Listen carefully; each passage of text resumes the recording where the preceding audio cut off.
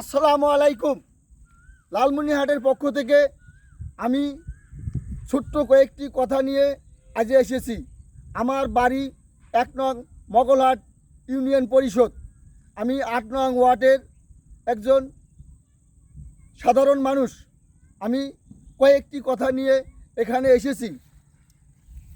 সামনে ঈদুল আজহা ঈদ উপলক্ষে আমাদের পরিষদের মেম্বার এবং চেয়ারম্যানের কাছে যে কার্ডটি এসেছে, একটি 10 কেজি চালের স্লিপ, আপনারা এমনভাবে এই কার্ডগুলো বিতরণ করেন যেন এই ঈদে যারা পাচ্ছে তারা সামনেও পাচ্ছে এবং 6 মাস পরে আবার যে স্লিপ আসছে ঠিক তারাই পাচ্ছে।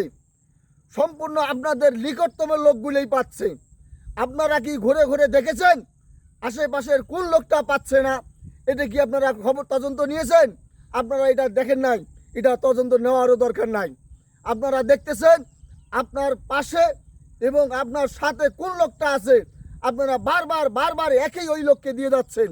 আমি এই জন্য আপনাদেরকে সতর্ক করে দিচ্ছি, আপনি ভালো করে তদন্ত নিয়ে একটি স্লিপ ব্যবহার করবেন। একটি স্লিপ একটি পরিবারের জন্য অনেকটা উপকারে আসবে। এমনও কিছু ফ্যামিলি আছে তারা ঈদের আগের দিন থেকেই যেন তার বাড়িতে কোনো খাবার নেই, এই 10 কেজি চাল হলেও তার যেন বিশাল একটি উপকার আসবে। সে 2-4 দিন 5 দিন হয়তো খেতে পারবে। তাই আপনাদের কাছে অনুরোধ, আপনারা কার্ডটি বিতরণ করার সময় অবশ্যই তদন্ত নেওয়ার পরে বিতরণ করবেন যে এই লোকটা বারবার পাচ্ছে কি না।